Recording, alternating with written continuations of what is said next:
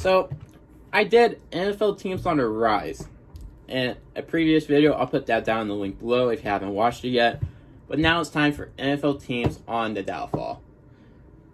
This is basically just also coaches on the hot seat, but I already did that video.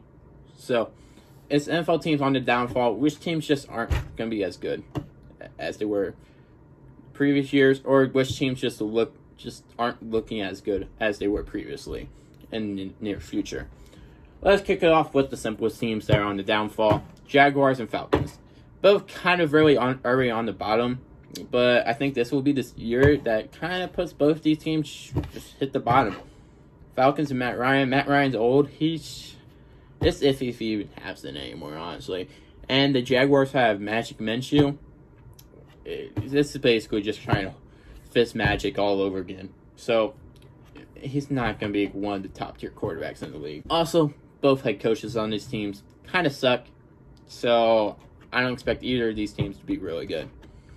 Next, this one's going to be a little controversial. It is the Pittsburgh Steelers.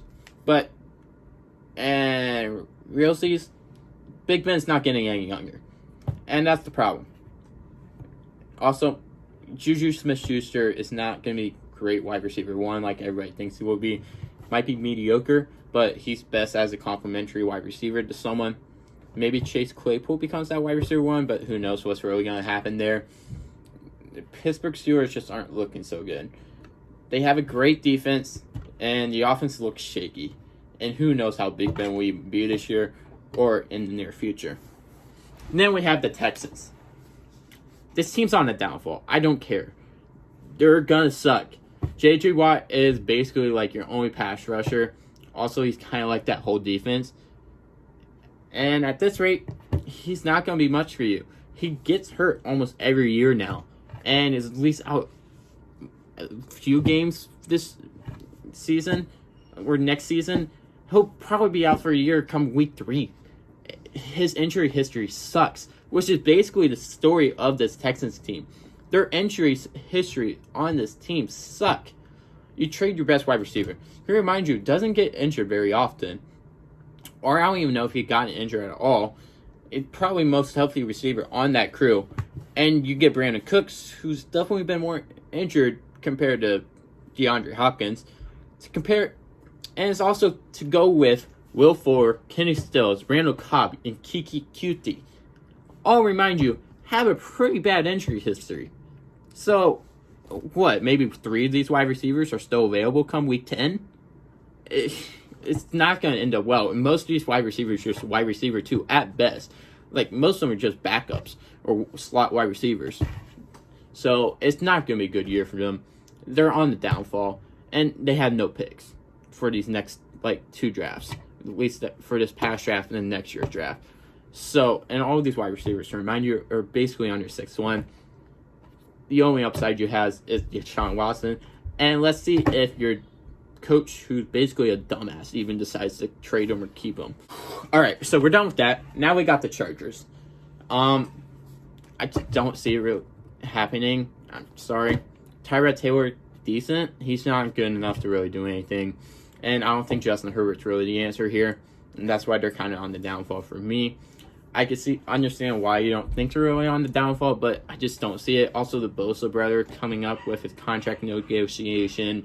You're going to take a lot of money out of that cap, if you can even pay him, or if you go sign somewhere else. So, it's just an interesting story happening with the Chargers in general. And also, their team partner, or whatever, in the Rams is there as well. I don't think Jared Goff should have gotten paid that much money, and you're seeing them bite it right now. They're going to be the worst team in the NFC West. It's just true.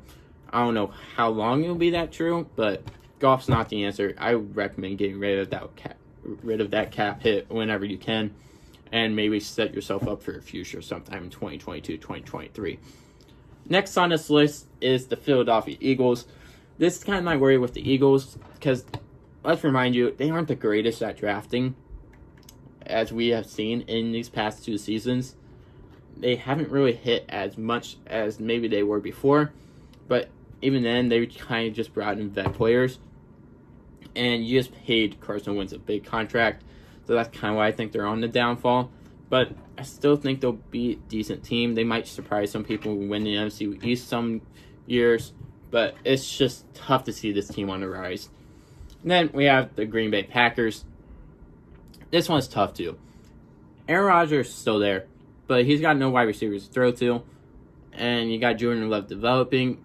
I don't know what to really expect from the Packers, but I don't think they're going to be as good as they were last season at all. Like, they might hit 9 or 10 wins, but I don't think they'll hit like 13 like they did. So that's another team, like, I just don't really know what's going to happen there.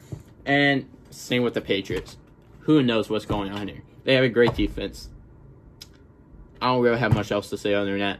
You had Tom Brady throw a bunch of scopes last year. Now you're going to have Brian Hoyer or Jarrett Stidham do it. It's not going to end up well. Unless Bill Belichick finds a quarterback some miracle way. Just bring Cam Newton. Maybe you'll actually have hope then. But I don't think this is going to work out well. You saw how Brian Hoyer did as a backup quarterback for my Colts last season. It was not a good 3-game stretch when Brissett was out, to remind you. So, this recipe almost has disaster written all over it. And the Patriots might actually be on the downfall for once. At least hopefully. So, if you guys think there's any teams missing from this list, put that down in the comments below and tell me why. Also, if you think a team on here shouldn't have been on it, tell me why down below. And understand if you give me reasons why.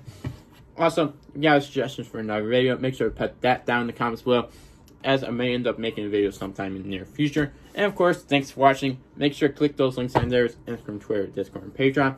And of course, just make sure to keep the sports week flowing throughout the day.